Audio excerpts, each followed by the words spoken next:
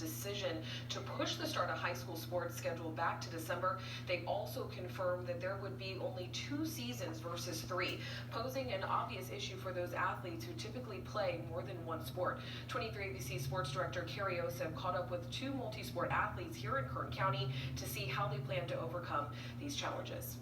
Condensing the high school sports schedule from 3 seasons to 2 means that there will be 12 total sports being played in the spring, with 4 fall sports taking action in December. So for all the athletes who usually like to juggle multiple sports, that means it just got a little bit harder.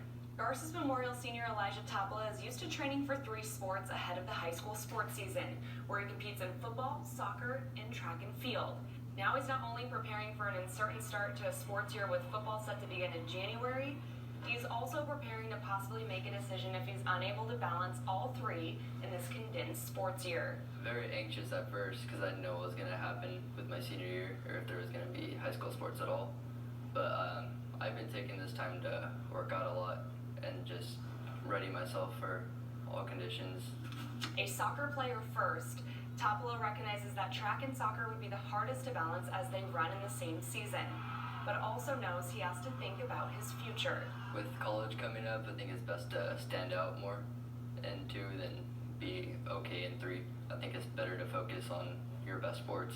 Even though he wants to do his best in each. Help the team as much as possible is my goal, and then try and PR and everything, like do my best. Of the 99, Kern County's smaller communities face different challenges with multi-sport athletes. The school is really small, and we only have 1 high school here, and we have like sports teams to fill.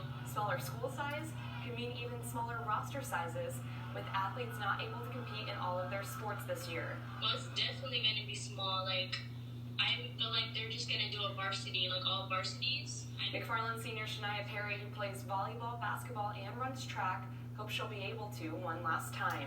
We don't know if we're going to go to college and play the next level or play in college. So being that we're seniors, it's like our last opportunity, our last chance to shine or to feel the greatness we feel while we're playing the sport. I'm not going to take nothing for granted. If both athletes are able to compete in all 3, they know the struggles of balancing their schedules. Just growing up, I had to make sure my homework was done and I had good grades so I was eligible to play sports. I'm gonna have to be real organized and not procrastinate like I do. My first thought was practices, how it's going to cut in because of playoffs and everything. Well, North High School athletic director and boys basketball coach AJ Sharon believes the biggest strain could be on the athletes themselves.